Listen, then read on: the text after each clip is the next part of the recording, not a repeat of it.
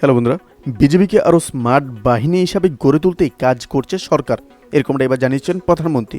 বন্ধুরা, সীমান্ত সুরক্ষা ও জনগণের জানমালের নিরাপত্তায় বিজেপিকে আরও স্মার্ট ও আধুনিক বাহিনী হিসাবে গড়ে তুলতে কাজ করছে সরকার, জানিয়েছেন প্রধানমন্ত্রী শেখ হাসিনা। তিনি বলেন যে সকল প্রতিকূলতা মোকাবিলা করে দেশের আস্থার প্রতীক হয়ে উঠবে বিজেপি। সোমবার সকালে পিলখানা সদর দপ্তরে বিজেপি দিবস যোগ দিয়ে এসব কথা বলেন তিনি। এ সময় শৃঙ্খলা অব্যাহত রাখতে চেইন অফ কমান্ড মেনে চলার তাগিদ দিয়েছেন প্রধানমন্ত্রী। সকালে পিলখানা সদর দপ্তরে বিজেপি দিবস 2023 উপলক্ষে আয়োজিত অনুষ্ঠানে যোগ দেন প্রধানমন্ত্রী শেখ হাসিনা।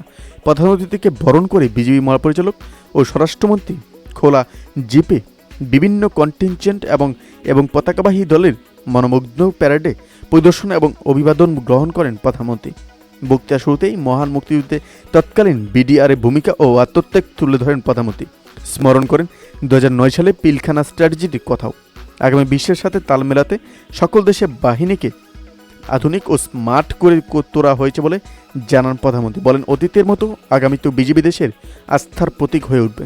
রোহিঙ্গা সংকট সমাধানের বিবাদে না জড়িয়ে প্রতিবেশী মায়ানমারের সঙ্গে আলোচনা অব্যাহত রয়েছে বলে জানান প্রধানমন্ত্রী শেখ হাসিনা। শৃঙ্খলা রক্ষায় নিজেদের মধ্যে সম্পর্ক জোরদার করতে বাহিনীর সদস্যদেরও তাগিদ দেন তিনি।